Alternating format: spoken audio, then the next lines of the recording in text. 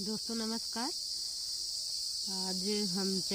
आज हम लोग बात करते हैं ऑप्टिक्स के बारे में। और ऑप्टिक्स में कौन सा टॉपिक है? Critical angle and TIR। तो आइए देखते हैं कि क्रिटिकल एंगल के बारे में कि क्रिटिकल एंगल क्या होता है। और अगर हमारी वीडियो आपको पसंद आए तो शेयर और सब्सक्राइब करना मत भूलिएगा। दोस्तों आई रिक्वेस्ट यू कि मेरे चैनल को सब्सक्राइब और शेयर जरूर करिएगा। तो आइए टू द पॉइंट बात करते हैं कि what is critical angle and TIR। तो first topic is critical angle and second one is TIR। तो what is critical angle? That means क्या होगा? Critical means critical, angle means होता है कोण, क्रिटिकल माने क्रांतिक। तो इसका मतलब होगा ऐसा एंगल होगा जिसपे कुछ फिनोमेना शो होगा। तो आइए हम बात करते हैं क्रिटिकल एंगल क्या होता है।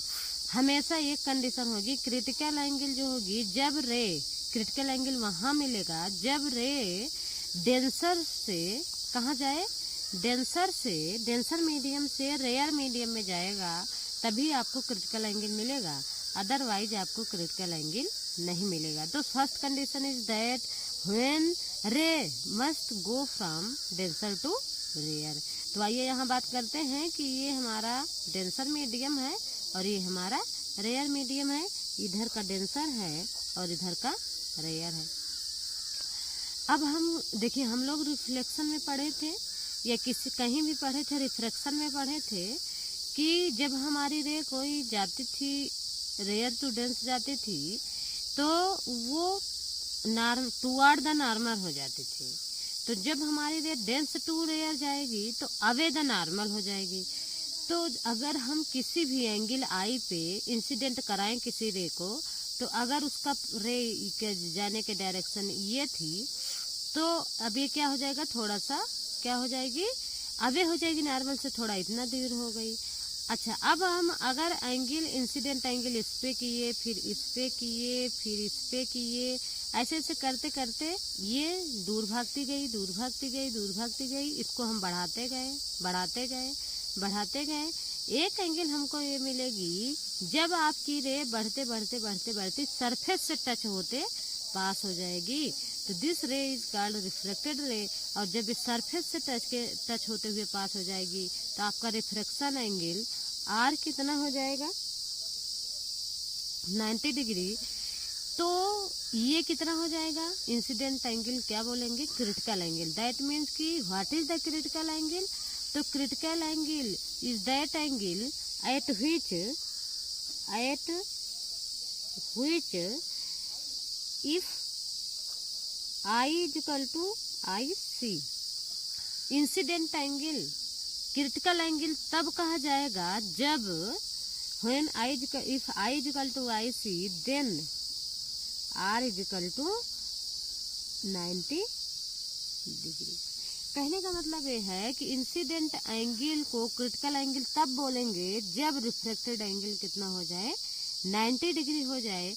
इसी एंगल को हम बोलते हैं या इसी इंसिडेंट एंगल को बोलेंगे क्या? Critical angle. हमेशा फिर से ध्यान से समझिए, ये इंसिडेंट एंगल क्रिटिकल एंगल तब कहा जाएगा जब रिफ्लेक्टेड एंगल कितना हो जाए? 90 डिग्री हो जाए। तो आइए, ये हमारा फिगर हो गया, ये हमारा फिगर है। इस फिगर की हेल्प से हम समझेंगे कि ये जो हमने दिया है, देखिए μ2 is the refractive index, denser medium का है। फिगर पे देखिए, μ2 डेंसर मीडियम का रिफ्रैक्टिव इंडेक्स है। μ1 क्या है? μ1 क्या है? देखिए μ1 रेयर मीडियम का रिफ्रैक्टिव इंडेक्स है। तो आइए हम बात करते हैं स्नेल के लॉ से।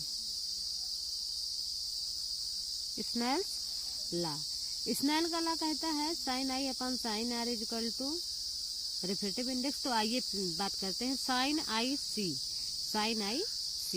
तो देखिए, इंसिडेंट एंगल किस मीडियम में बन रहा है? मीडियम, डेंसर मीडियम में। डेंसर मीडियम का रिफ्रैक्टिव इंडेक्स कितना है? μ2 है। तो sin IC हमने लिया और इसके सामने μ2 से मल्टीप्लाई कर दिया या रिफ्रैक्टिव इंडेक्स ले लिया, इक्वल टू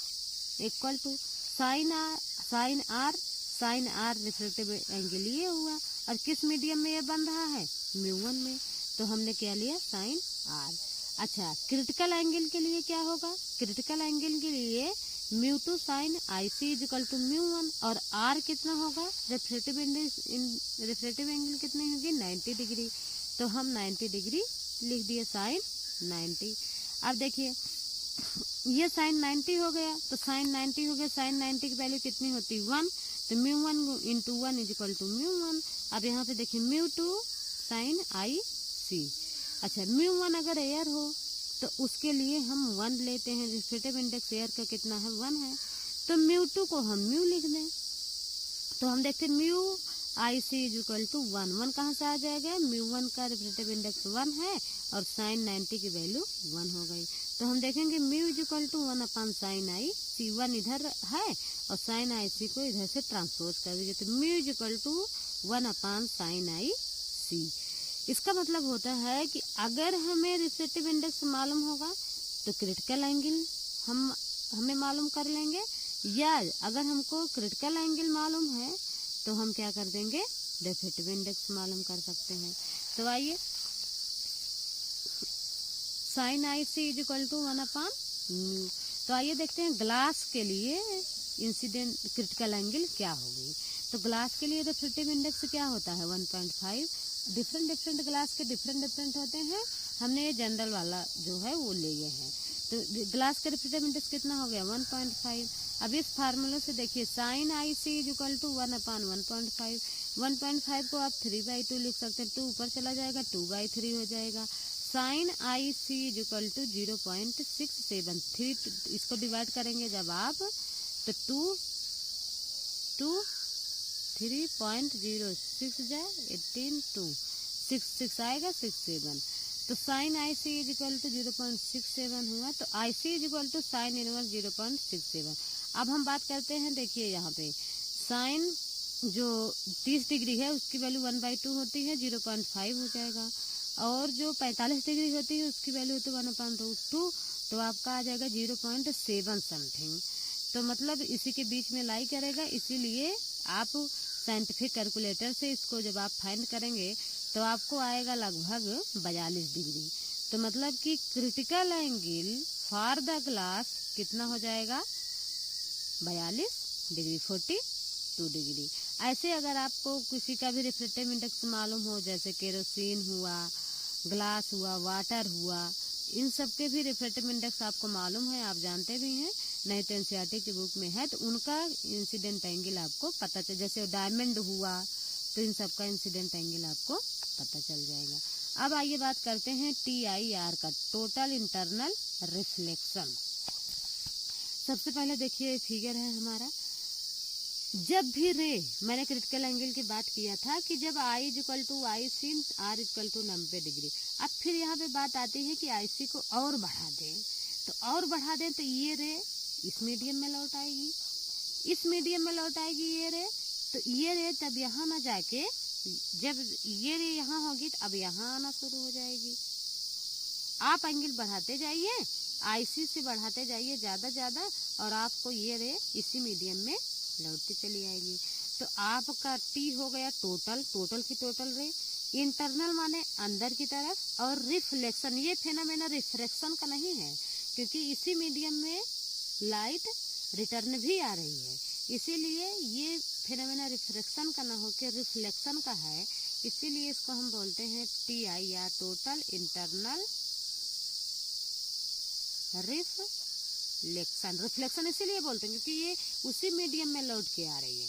तो कहने का मतलब जब हम क्रिटिकल एंगल से ज्यादा करेंगे इंसिडेंट एंगल को, तो हमें क्या होगा कि ये लाइट उसी मीडियम में बैक आ जाएगी, लौट आएगी, बाउंस हो जाएगी। This phenomena is called the total internal reflection. लेकिन लाइट कहाँ से जाएगी, डेंसर टू रेयर। तो आइए देखते हैं TIR होता क्या है। तो TIR ये एक ऐसा फेनोमेना है जिसके लिए 2 कंडीशन जरूरी हैं। First condition is that for TIR 2 condition is necessary. First condition is that ray go from denser to rare. Ray को कहाँ से जाना चाहिए, डेंसर से रेयर की तरफ जाना चाहिए। हमेशा इम्पोर्टेंट पॉइंट है, रे कहाँ से कहाँ तक जाए, डेंसर टू रेयर जाए।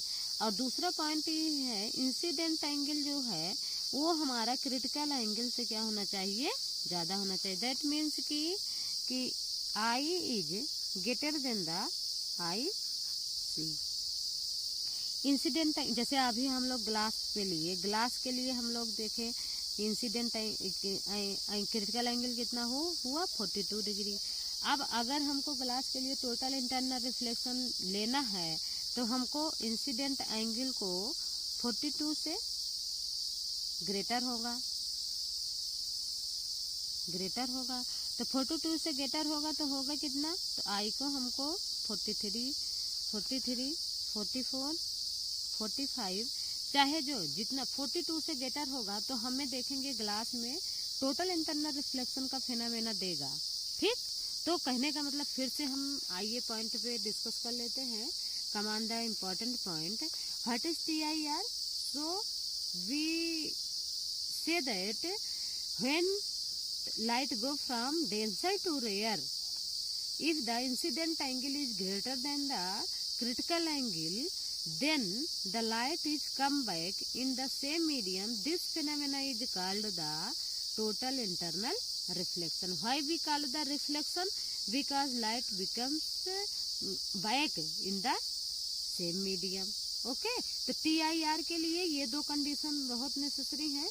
और आगे वाले टॉपिक में हम बात करते हैं कि टोटल इंटरनल रिफ्लेक्शन का यूज क्या है, क्यों टोटल इंटरनल रिफ्लेक्शन पाते हैं हम, और अगर पाते हैं तो वहाँ पे यूज क्या है TIR का। तो आगे वाले टॉपिक में हम बात करते हैं। तब तक के लिए धन्यवाद और thank you for watching my video. और वीडियो अगर पसंद आए आपको तो सब्सक्राइब और लाइक ज़रूर करिएगा। Thank you.